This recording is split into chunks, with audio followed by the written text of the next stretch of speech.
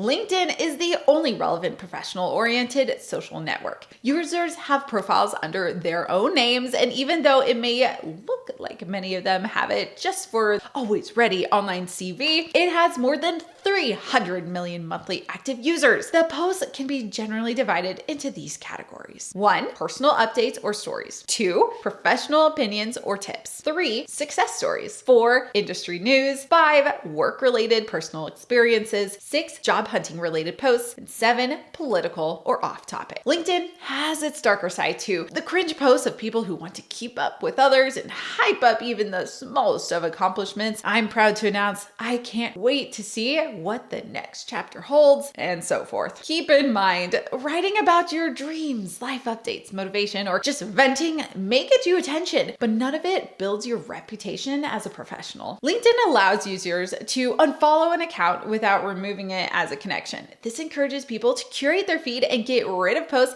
that they don't like without removing connections. Many interact and post in their native language, and each country has its own universe, with a language barrier separating it from others. As we've covered in one of the previous lessons, this applies to non-English speaking countries. This is good news. It's easier to find your place and get noticed even by the best. Accepting connection requests from people you don't know is very common, so don't be afraid to send them too. Do it wisely though, and pick your connections. LinkedIn has a weekly limit of connection requests, and there's likely are some overall limits too. The point is that you should use this to establish a solid base of people who see your posts, and then only add people you know or genuinely want to connect with, rather than treat adding new connections as your growth strategy. Commenting on others' posts is a great and time-effective way to reach new people and demonstrate your expertise. Just make sure your comments are on point and useful. You won't fool anyone. You will also notice that there are LinkedIn groups for almost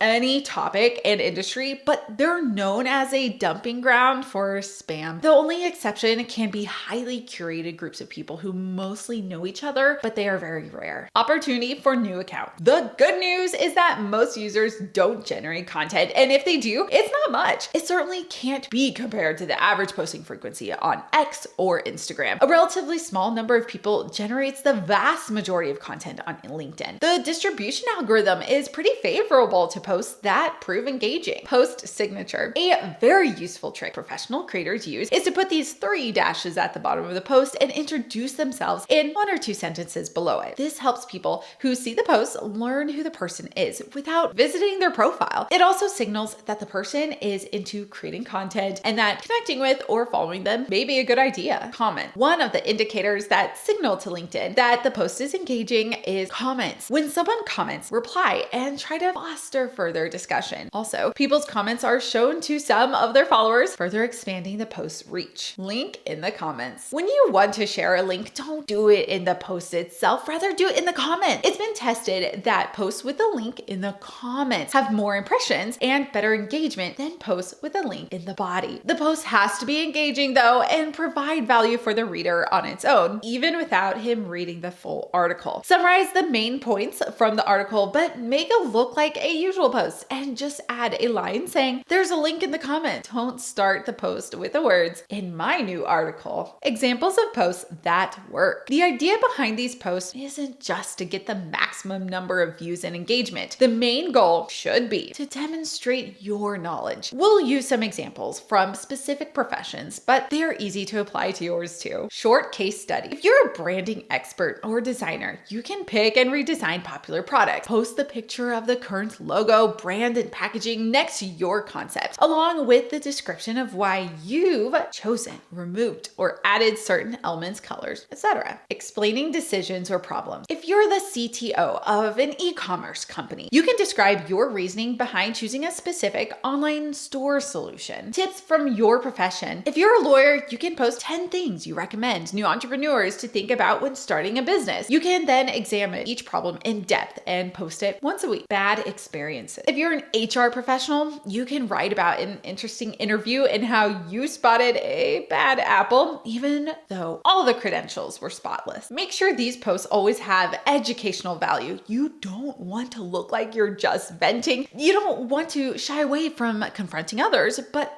always be polite, never make it personal, and stick to the topic. Also, consider whether you're not tapping into a controversial topic that would needlessly offend or turn off people, some of whom may have been considering working with you. Of course, you may have a good reason to post it, but just be prudent about it. Keep in mind, LinkedIn is not X, where people know you as Joey457745. HR reps often check the LinkedIn profiles of candidates to look for red flags, and your potential clients will likely do the same. Actually, they don't even have to actively do it. If they have you as your connection, your questionable post may be served to them on a silver platter on their timeline.